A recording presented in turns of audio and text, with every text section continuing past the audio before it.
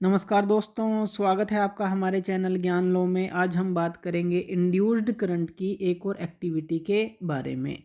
जो हमारा electromagnetic induction है उसके बारे में हम जान चुके हैं, एक एक्टिविटी भी कर चुके हैं। आज एक ये दूसरी एक्टिविटी करते हैं जिसके थ्रू हम समझेंगे कि इंड्यूस्ड करंट किस तरह से पैदा होता है। इंड्यूस्ड करंट क्या होता है कि आप जो है एक दूसरी कोयल के अंदर या दूसरे कंडक्टर के अंदर करंट को पैदा करते हैं मैग्नेटिक फील्ड को चेंज करके। दोबारा समझिए, जो मैग्नेटिक फील्ड है, अगर मैग्नेटिक फील्ड की लाइंस चेंज होती हैं, ये ध्यान से समझिएगा, चेंज होती हैं, तो हमारा दूसरी कोयल के अंदर अगर उसके पास दूसरा कोई कंडक्टर है तो उसके अंदर करंट इंड्यूस हो जाता है। तो करंट इस तरह से इंड्यूस होता है।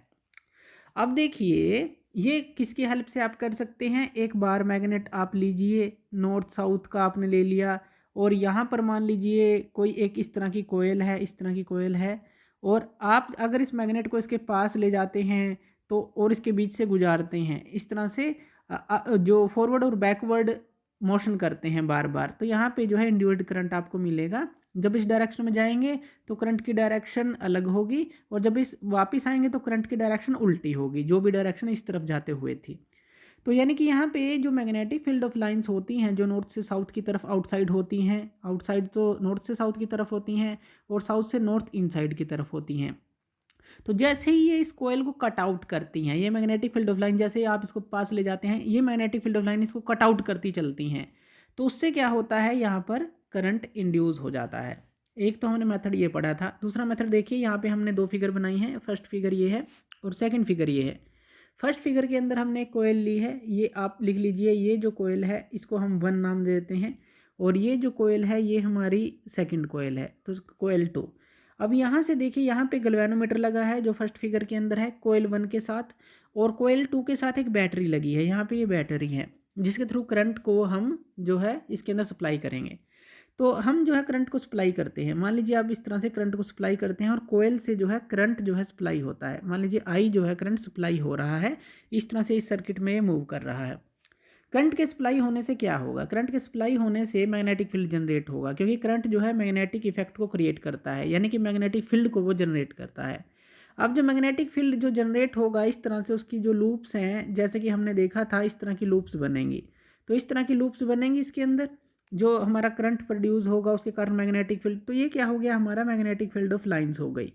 अब जैसे ही आप इस करंट को इंक्रीज करेंगे, करंट को आपने इंक्रीज कर दिया, बढ़ा दिया, तो उससे क्या होगा, मैग्नेटिक फील्ड ऑफ लाइंस भी जो है इंक्रीज होंगी, और मैग्नेटिक फील्ड ऑफ लाइंस जो है इसको क्रॉस करना स्टार्ट कर देंगे, जो दूसरी कोयल है इस तरह से इसको क्रॉस करना स्टार्ट कर देंगे।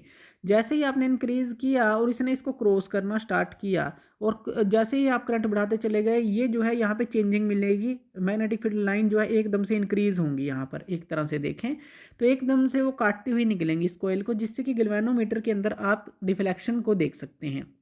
लेकिन ये जो डिफ्लेक्शन होगी कुछ फ्रैक्शन ऑफ सेकंड के लिए होगी, कुछ ही फ्रैक्शन ऑफ सेकंड, यानी कि एक सेकंड का भी कुछ फ्रैक्शन जो होगा उसमें आपको डिफ्लेक्शन मिलेगी। क्यों, क्योंकि जैसे ही आप इसको इंक्रीज करते हैं करंट को, मैग्नेटिक फील्ड ऑफ लाइन एकदम से इंक्रीज होकर इसमें से कट आउट होकर निकलती हैं, तो वो फ्रैक्शन ऑफ सेकंड लेती हैं, तभी हमें जो है इसके गैल्वेनोमीटर के अंदर रीडिंग लेती हैं, मिलती है। अब देखिए, इसके अंदर एक चीज़ हमें ध्यान रखनी है कि ये मैग्नेटिक फील्ड ऑफ लाइंस कितनी भी ज़्यादा हों, लेकिन ये ऐसा है कि अगर ये सेम इस तरह से ही रहेंगी, कम ज़्यादा ना हो, तो जो है यहाँ पे जो करंट करंट है इंड्यूस नहीं रहेगा।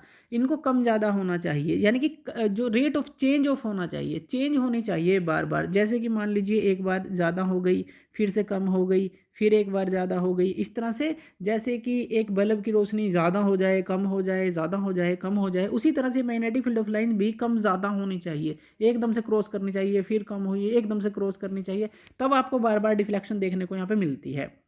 तो यानी कि रेट ऑफ चेंज ऑफ जो है वो हमें चाहिए, ये ध्यान रखना है। ये rate of change of magnetic field line के ऊपर डिपेंड करता है, जो कोयल से गुजरता है मैग्नेटिक फील्ड चेंज होना चाहिए विद रिस्पेक्ट टू टाइम, तभी आपको डिफ्लेक्शन देखने को मिलती है। तो ये हमारा इंड्यूस्ड करंट होता है। अब जो इलेक्ट्रोमैग्नेटिक इंडक्शन हमारा है वो क्या है, ये वो फिनोमिना है जिसके थ्रू इंड्यूस्ड ईएमएफ या फिर इंड्यूस्ड करंट जो है प्रोड्यूस होता है कोयल के अंदर बाय चेंजिंग मैग्नेटिक फील्ड, जो कि हमने इस एक्टिविटी के थ्रू समझा। तो ये थी इंड्यूस्ड करंट की एक एक्टिविटी जिससे हमने देखा कि मैग्नेटिक फील्ड ऑफ लाइन जैसे ही चेंज होती हैं हमें गैल्वेनोमीटर के अंदर डिफ्लेक्शन मिलती हैं। तो थैंक यू वीडियो देखने के लिए, और इसी तरह की वीडियोज़ के लिए आप हमारे चैनल ज्ञान लो पे हमें सब्सक्राइब कर सकते हैं। धन्यवाद।